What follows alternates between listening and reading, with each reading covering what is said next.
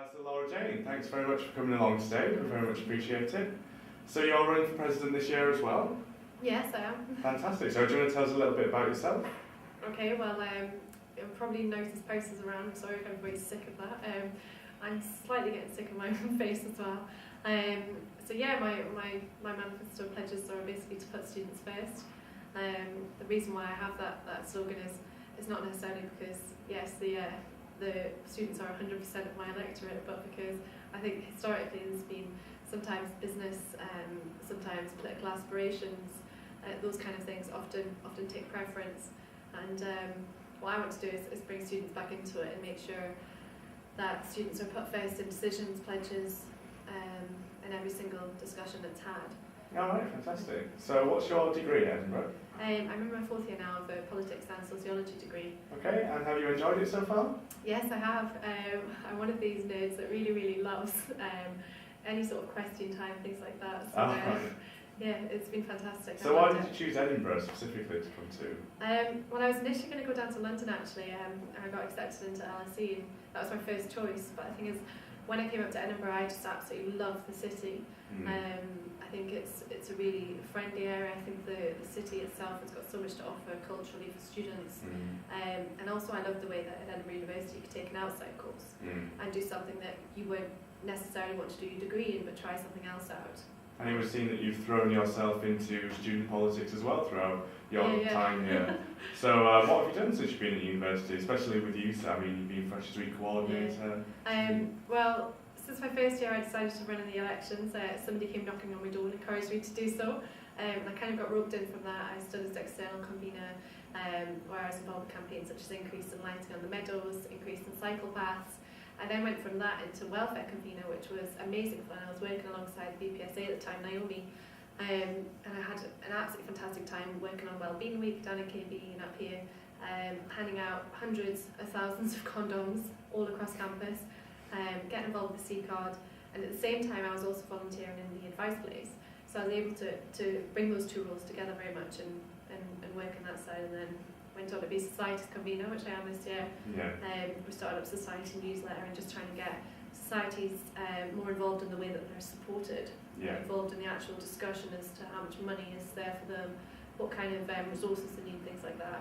So you've got a lot of experience. Week, yeah. Could go on about a story. Some people might say you're a EUSA hack then. Well, I think some people use that as quite a negative term, but I think to be a EUSA hack, it's not necessarily negative. It just means that you've had that experience, and sometimes yes, you become very much, I don't know, embroiled inside of this student EUSA bubble, as some people phrase it.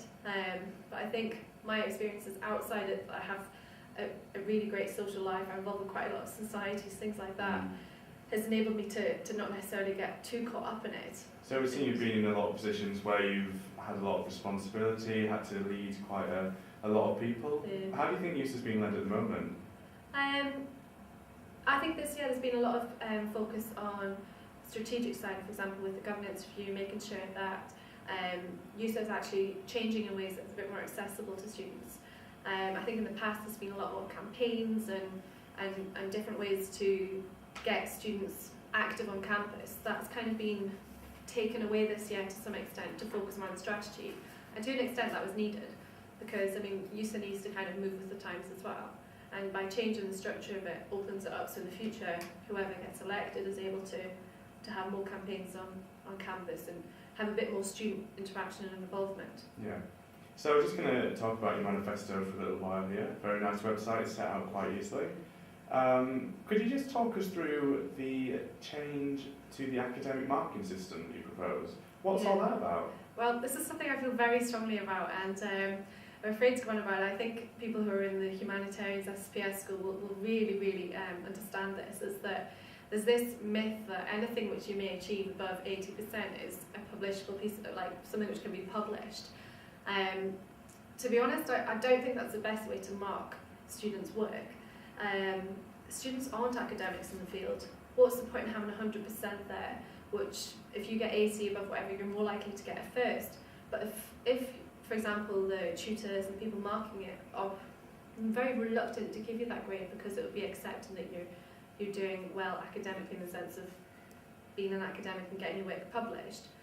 I think it's a real shame that, for example, a chemistry student can get a very high percentage and be able to get a first, whereas somebody based in a humanitarian subject finds it more difficult because they're unable to mark above 80. And I think what's the point in having 100% if you can't achieve that? But what about those able students who feel they want to go further than what you say? So if everybody got 100%, not everybody, but a few people got 100%, what about the recognition for the people that do that extra mile and who are thinking about doing an academic career? I think that's Is there still 110%? there. No, I think that is still there.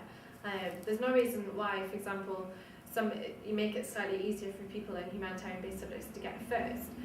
There's other sections like distinctions, there's awards by the university, all that kind of thing is recognising people who go above and beyond the normal academic input.